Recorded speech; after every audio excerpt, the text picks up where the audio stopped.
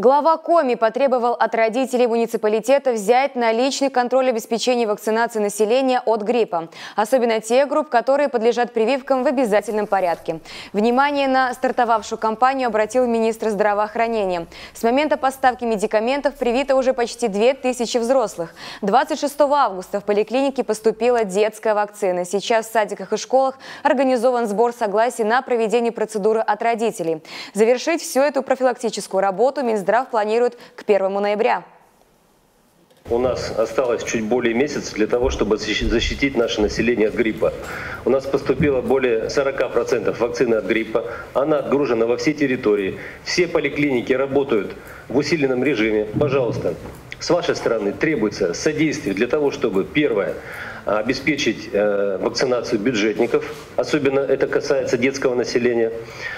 И второе, это то, что ваши работодатели, которые не подлежат вакцинации в рамках нацкалендаря, должны закупить вакцину сами. Вот эти два момента, пожалуйста, учтите, возьмите на свой контроль. Спасибо.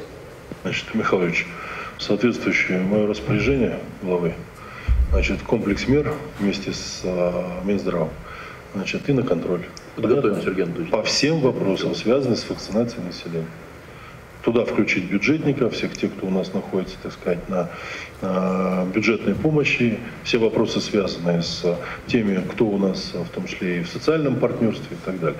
Поэтому это не просто задача, это архиважная задача — сохранить здоровье населения. Поэтому в том числе количество тех, кто должен быть вакцинирован, какое количество и какие усилия, в том числе на местах, будут приняты, все это должно быть в моем поручении. И контроль. Жесткий контроль с соответствующими контрольными цифрами. Все понятно? Будет сделано, Сергей. Что договорились.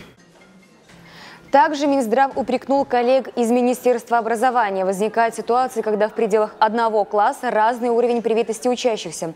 Пока в одном 15%, в другом 95%.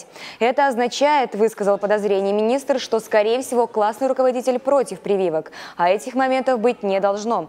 Что касается споров о влиянии вакцин, по мнению руководителя ведомства, единственным доказательством является то, что мы несколько лет не имеем эпидемии и серьезных осложнений от гриппа.